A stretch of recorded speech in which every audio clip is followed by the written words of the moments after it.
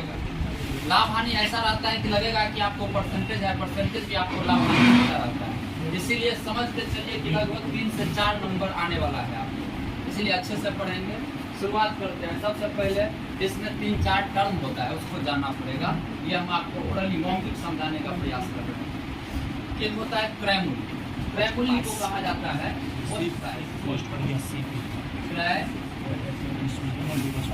कहा जाता है कॉस्ट प्राइस। कॉस्ट प्राइस का मतलब होता है कोई भी व्यक्ति जिस मूल्य पर कोई वस्तु खरीदता है उसी मूल्य को क्या कहा जाता है?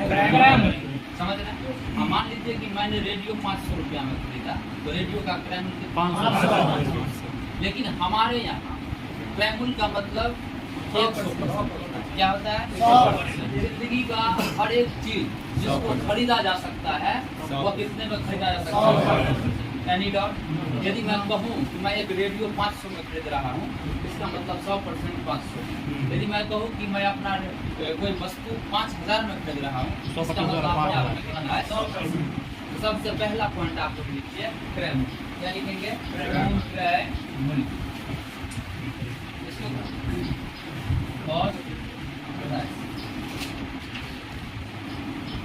Cost price. देखिए, जिस मूल्य पर कोई वस्तु खरीदी जाती है, जिस मूल्य पर कोई वस्तु खरीदी जाती है, जिस मूल्य पर कोई वस्तु खरीदी जाती है, उस मूल्य को, उस वस्तु का, उस मूल्य को, उस वस्तु का क्रय मूल्य कहा जाता है। उस मूल्य को, उस वस्तु का क्रय मूल्य कहा जाता है। क्रय मूल्य अपने आप में 100% होता है। क्रय मूल्य अपने आप में क्या होता है? 100% होता है। देखिए, विक्रय मूल्य, विक्रय मूल्य को कहा जाता है सेलिंग प्राइस।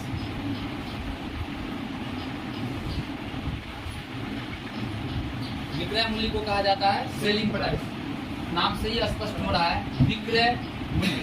विक्रय मूल्य होता है बेचना। जिस कीमत पर कोई वस्तु बेची जाती है उसी मूल्य को विक्रय मूल्य कहते हैं। अब विक्रय मूल्य 2 प्रकार का हो सकता है, 3 प्रकार, कोई नहीं 3 प्रकार। कैसे? एक ऐसा होता है कि आप 100 रुपया में खरीदे, किसी कारण बस आपको 100 में ही बेचना।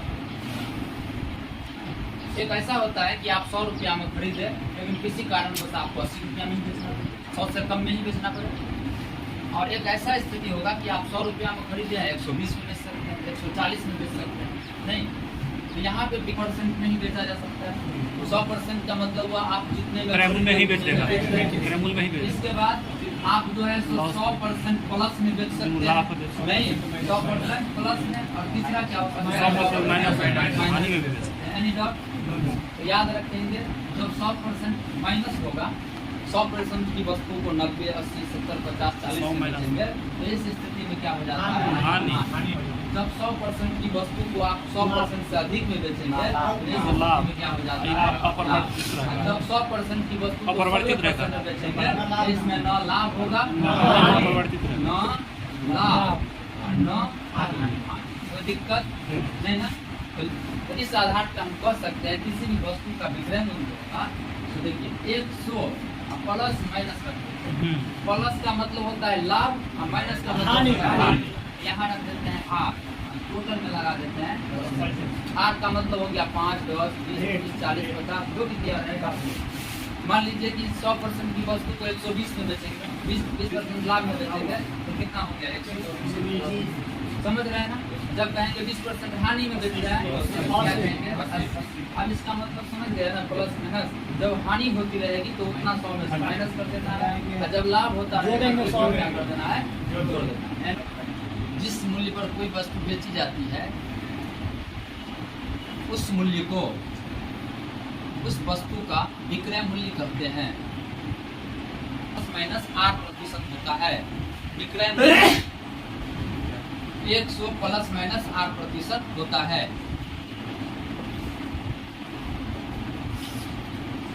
यहाँ पे एक चीज है, ऐसे लिखना है प्लस जहाँ यहाँ लिखेंगे जहाँ प्लस बराबर होता है लाभ और माइनस बराबर होता है हानि।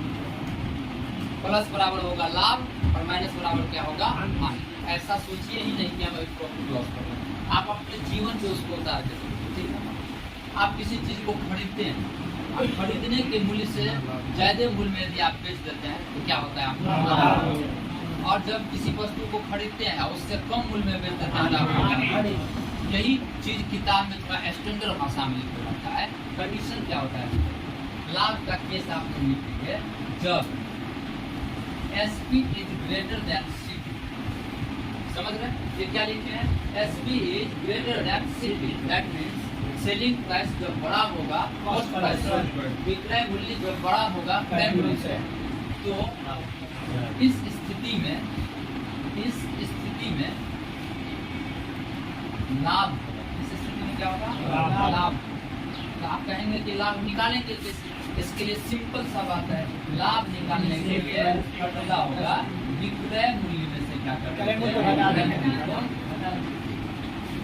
सपोज कीजिए आपने किसी वस्तु को 120 रुपया में खरीदा, समझ रहे हैं, और 140 रुपया में क्या कर दिया, आप खरीद रहे हैं कितने में, 120 में, बेच रहे हैं कितने में, तो आपको प्रॉफिट कितने का होगा, 40 माइनस 120 बराबर 20। समझ रहे हैं ना बातों को, नोट डाउन करें। लाभ हानि को कहा जाता है लॉस।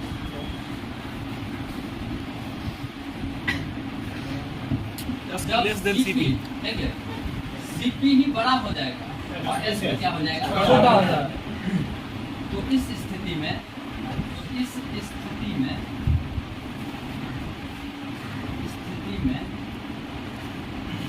हानि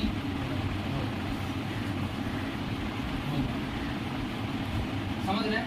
फॉर एग्जाम्पल देखिए, सपोज कीजिए आप किसी चीज को 100 रुपया में खरीदे और बेच दिए कितने में, 80 रुपये।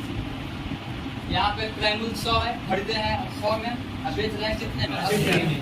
आपका दिमाग घुसाता है, यहाँ लॉस निकालने के लिए फिर वही बात, बड़ा में से छोटा को क्या कर दो, हटा दो, 100 माइनस 80 बराबर।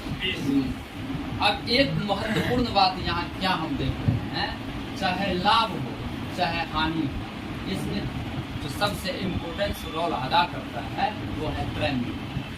तो आज के बाद आप लोग जिंदगी भर के लिए याद रखेंगे, लाभ हो या हानि वो हमेशा किसी होता है, लाभ भी होगा तो क्रय मूल्य पे और हानि भी होगा तो क्रय मूल्य पे। इसी पर जो है 2 फार्मूला का निर्माण हुआ है। एक होता है प्रतिशत लाभ, क्या होता है प्रतिशत लाभ। जब भी आपको प्रतिशत लाभ निकालना रहेगा तो आप लाभ 100/CP रख दीजिएगा। देखिए लाभ भी हो रहा है कि नहीं क्रय मूल्य पे, यही हमको प्रतिशत हानि भी निकालना रहेगा। हानि उन्हें क्या कर देंगे, समझ रहे बातों को। जब लाभ ठीक है, आप क्वेश्चन लिखो आंसर करेंगे। लिखिए, हाँ देखिए, एक व्यक्ति किसी वस्तु को 720 रुपया में बेचकर, एक व्यक्ति किसी वस्तु को 720 रुपया में बेचकर 20% का हानि उठाता है, 20% का हानि उठाता है, तो उस वस्तु का क्रय मूल्य ज्ञात करें। उस वस्तु का क्रय मूल्य ज्ञात करें। 900।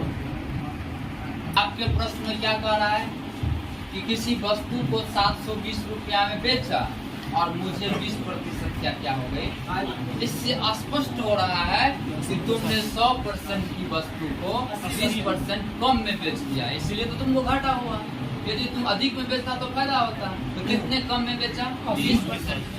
20% कम में बेचा, इसका मतलब है आपने 80% में ही बेचा होगा। इसका मतलब 80% में आप बेचे 100%। किसी वस्तु का क्रय मूल्य कितना होता है अपने आप से 100%।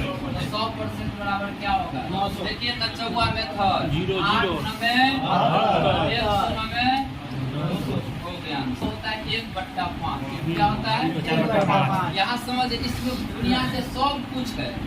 इसका मतलब हुआ नीचे वाला को कहते हैं क्रय मूल्य, और ऊपर वाला जो होता है ना अंश, जो प्रश्न में होता रहेगा वो होता है। अभी कह रहा है हानि, तो हानि हो जाएगा। जब कहेगा लाभ, तो ऊपर वाला लाभ हो जाएगा। जब कहेगा विक्रय मूल्य, तो विक्रय मूल्य हो जाएगा। वो डिपेंड करता है क्वेश्चन पे।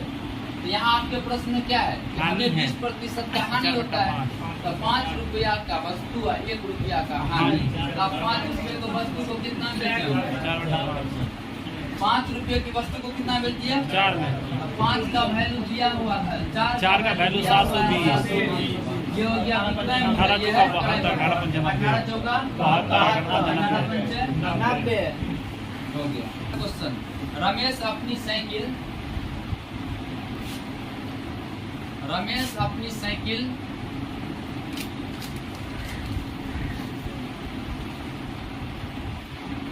840 रुपया में बेचकर 20% का लाभ कमाता है।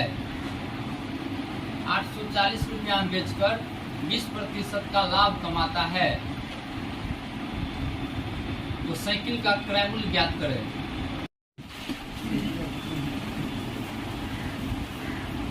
एक व्यक्ति जब किसी वस्तु को 630 रुपया में बेचता है तो उसे 10% की हानि हो जाती है। प्रतिशत का लाभ कमाने हेतु, तो 10% का लाभ कमाने हेतु उसे उस वस्तु को कितने रुपये में बेचने होंगे? नहीं क्रय मूल्य दिया है, एक को विक्रय मूल्य है। इसको यदि प्रोसेस से बनाएंगे तो पहले क्रय मूल्य निकालिए, फिर से विक्रय मूल्य निकालिए, बहुत लंबा चौड़ा चल जाएगा। लेकिन आप हमारे तरीका को तो जानते ही है। कह रहा है 630 में बेचा, 10% का घाटा। इसका मतलब जब ये 10% का घाटा कर रहा है तो 100 वस्तु को 90 में बेच दिया होगा। 90% में बेचा तो 630 में 10% लाभ। अब उसको चाहिए उस पर 10% का लाभ, तो स्वाभाविक है 100% की वस्तु को 110 में बेचना पड़ेगा। 110% का वैल्यू देखो, 0 से 0 11 7 मंडल 7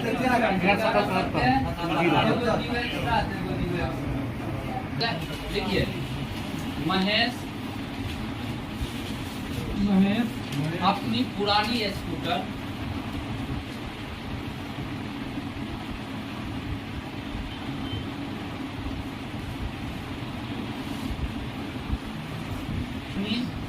पुरानी स्कूटर 39,000 रुपया में बेचकर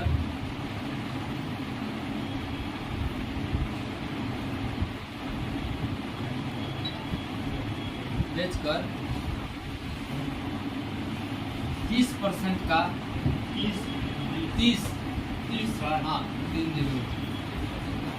30% का लाभ कमाता है।